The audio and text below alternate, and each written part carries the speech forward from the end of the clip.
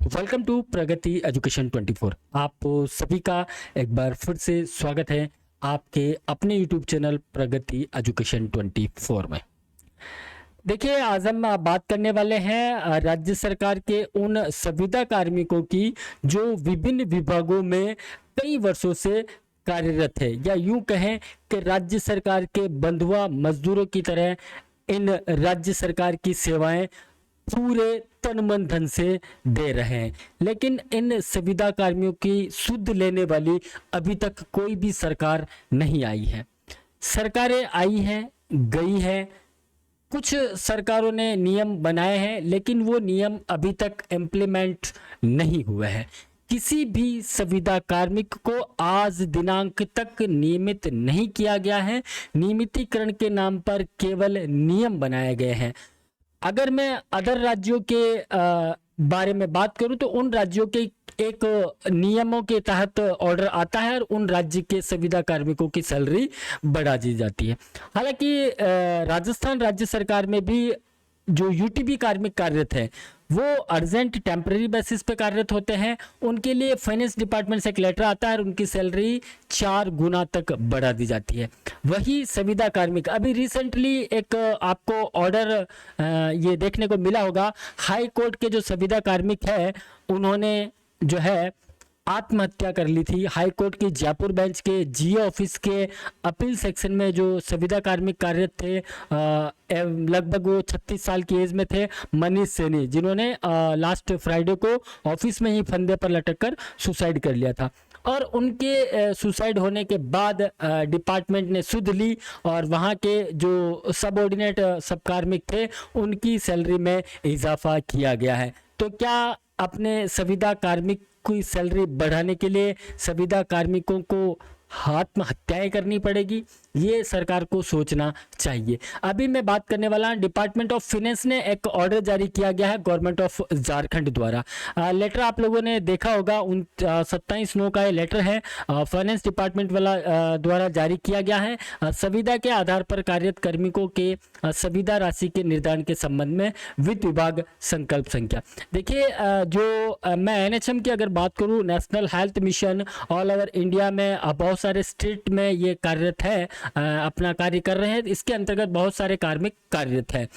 उन कार्मिकों की सैलरी मैं मानदेय की अगर बात करूं तो नाम मात्र की जो है सैलरी इन कार्मिकों द्वारा कई वर्षों से, लगभग 15 से 20 सालों से ये संविदा कार्मिक कार्यरत है और इन्हीं आस में कार्यरत है कि इन्हें कभी ना कभी नियमितीकरण का रास्ता दिखा दिया जाएगा। और इसी नियमितीकरण की आस में कुछ संविदा कार्मिक रिटायरमेंट की एज तक पहुंच चुके हैं। इनकी कोई भी सुध लेने वाला नहीं है। अभी फाइनेंस डिपार्टमेंट ने लेटर जारी किया है जिसमें देखिए ये नियुक्ति के संबंध में वित्त विभाग की परिपत्र संख्या जो 4569 है 5/7/2022 के निर्गत है। वित्त विभाग द्वारा समय समय पर संविदा के आधार पर कार्यरत कर्मियों के लिए संविदा राशि का निर्धारण किया गया है। देखिए, विभागीय परिपत्र 4569 जो है 5/7/2022 के आलोक में संविदा के आधार पर नियुक्त एवं कार्यरत कर्मियों के लिए निम्नांकित मानदेय एवं भत्तों को सम्मिलित करते हुए नियत एकमुश्त संविदा राशि मासिक परिलाभ दिया जा रहा है। फाइनेंस डिपार्टमेंट झारखंड द्वारा लेटर जारी किया गया है जिसमें जो संविदा कार्मिक है उनकी मानदेय में बढ़ोतरी की जा रही है, जो कि 7वें लेवल के अकॉर्डिंग पे मैट्रिक्स के अकॉर्डिंग किया जाएगा, जिसमें महंगाई भत्ता 34%। अभी जो 6 पे का है, ये 7 पे में अभी चेंजेस किया गया 50% महंगाई भत्ता।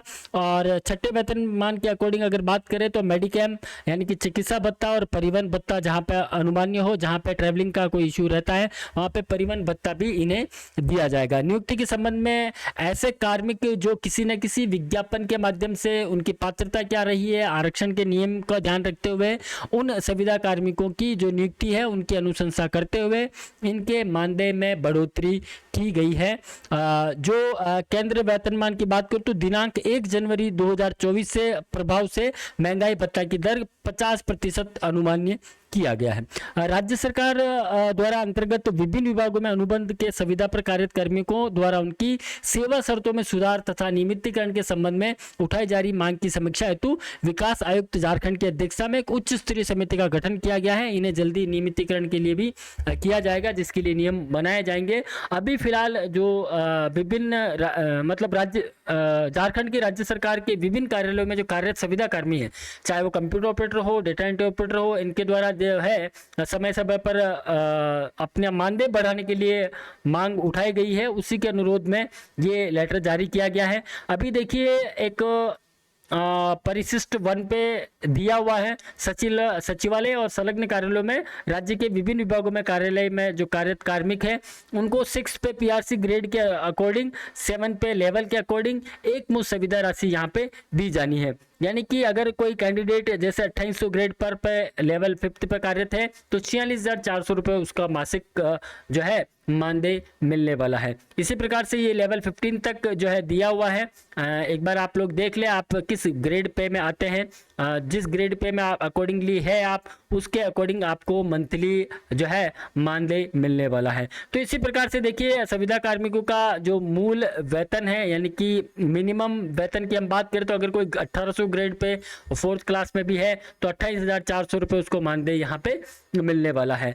अगर संविदा कार्मिकों के लिए जो रूल्स बनाए गए हैं राजस्थान द्वारा, Rajasthan contractual to hire civil post rule 2022, उनके लिए स्टेट से एक लेटर आता है, उनकी सूचनाएं मांगी जाती है और न जाने कितनी बार विभागों द्वारा सूचनाएं मांगी जा चुकी है। नियमितीकरण के नाम पर अभी भी 0% वर्क हुआ है। नियमितीकरण के नाम पर किसी भी कार्मिक को नियमित नहीं किया गया है और केवल संविदा रूल 2022 के नियमों के पेच में फंसाकर इन संविदा कार्मिकों का शोषण किया जा रहा है। और ये कहें कि एक बंधुआ मजदूर की तरह संविदा कार्मिक कई वर्षों से अपने गंतव्य स्थान से अपना जो मूल स्थान है वहां से अन्यत्र 200, 300, 400 किलोमीटर तक के लोग जो है अपनी सेवाएं दे रहे हैं पूरी निष्ठा के साथ, लेकिन इनकी सुध लेने वाली अभी कोई भी सरकार नहीं आई। हम आशा करते हैं कि जो वर्तमान सरकार है इन संविदा कार्मिकों के लिए कुछ अच्छा निर्णय करके जाए। कई दिवालियां सूखी निकली है इन संविदा कार्मिकों की और एक बार फिर से दीपावली आने वाली है, लेकिन संविदा कार्मिकों के चूल्हे जिस प्रकार से पहले जल रहे थे उसी प्रकार से ये अभी जलने वाले हैं।